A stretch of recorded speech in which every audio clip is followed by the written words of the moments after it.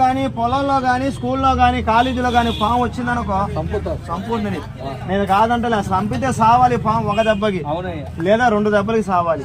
ఒంటి మీద దెబ్బ తగిలించుకొని పోయిందనుకో పాము పొగ పడుతుంది లేదనన్నా చెప్పండి ఎలాగ పడుతుంది. ఇలాంటి పాములు ఇలా పాము కానీ పొగ పట్టిందా 12 సంవత్సరాల దాకా వదిలిపెట్టాలి. అబ్బాయి సావలేదు.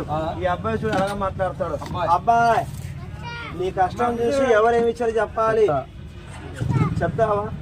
ఈ గుడ్డ లావ్ అయిపోయింది, సౌండ్ వినపడతలేదు, చిన్న గుడ్డ ఇలా రా, మనసులో మాట వచ్చిన పని పావుని ఆడిచ్చుమంటావా? నువ్వంట పైకి లేగు, వాళ్ళందరూ వెళ్ళిపోతారంట, నువ్వంట పైకి లెగిచ్చు. చెయ్యి చూపించాలా? ఎలాగ చూపించాలి చెయ్యి? ఇలాగంటే చేయి చూపించండి. అందరూ చేయి చూపించారా నాన్న? కుడి పక్కన ఎడ పక్కన అందరూ చూపించున్నారు. నువ్వంట పైకి లేవు. ఒక ఆయన చూపించలేదా? అది ఎడం పక్కన కుడి పక్కన నేను కదా నా బిడ్డ చెప్తుంది.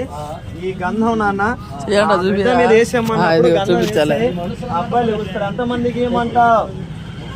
అందరికి నేను సగం మందికి ఇస్తా, అందరికి కొంతమందికి ఇస్తా. చేయబట్టు మూసేలా చేయబట్టు మూసే మూసి అడిగితే అడిగినప్పుడు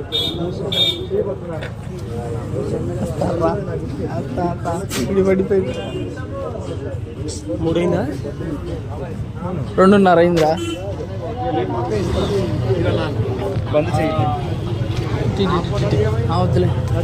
వద్దులే అడిగితే చూడకుండా దాని మీద కాలు చేయబడితే పాము మీదకు వస్తుంది, కరుస్తుంది. లేదా భయ్?